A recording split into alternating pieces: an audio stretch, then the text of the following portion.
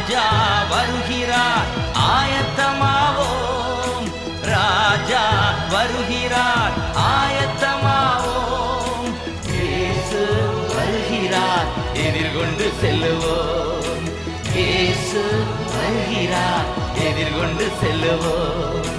பள்ளங்களெல்லாம் நிரம்பிட வேண்டும், மலைகள் குன்றுகள் தகர்ந்திட வேண்டும், கோணலானவை நேராகணும், கரடானவை சமமாகணும்.